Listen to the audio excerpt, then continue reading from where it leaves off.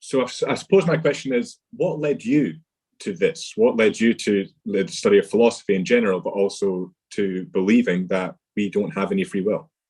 Yeah, it's a hard question to answer because it's hard to track my own development in any kind of reliable way.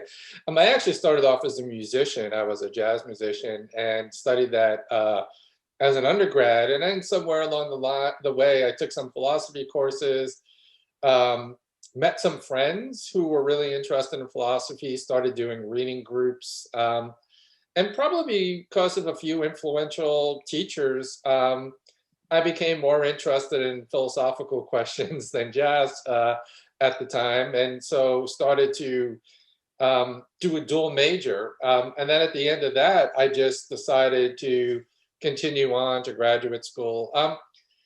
It's interesting how I got interested in free will. I think I was always interested in the questions, sort of the big perennial questions, and God's existence, the existence of free will seem to be two of the biggest ones. But I was really headed toward a career in sort of cognitive science, philosophy of mind, consciousness studies. And I started to see a connection between some of the stuff I was doing in philosophy of mind and some of the literature on free will and agency. And so I pursued that early on, and my first book was actually on free will and consciousness. Um, but once I sort of came to this view of free will skepticism, which is what we'll talk about, the view that sort of denies we have the kind of free will necessary for individuals to be morally responsible in a very particular sense.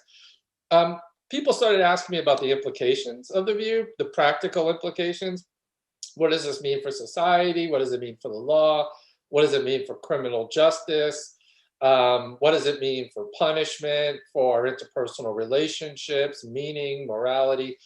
And so my career has sort of taken this long detour where I've been exploring these practical implications of my view and sort of systematically going through and trying to address the impact of what the impact would be if we were to give up the belief in free will and what I call basic desert moral responsibility.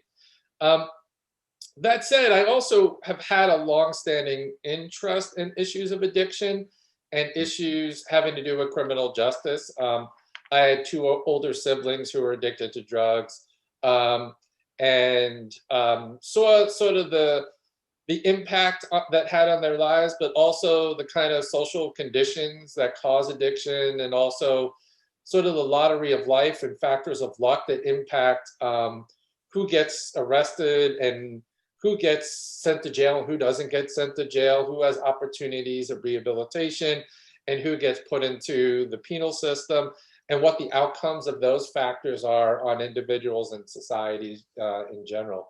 So my most recent work has been focused heavily on issues having to do with criminal justice and alternatives for dealing with criminal behavior that avoid these excessively punitive and retributive practices and policies, especially that you see in the United States and the UK and Australia. Yeah.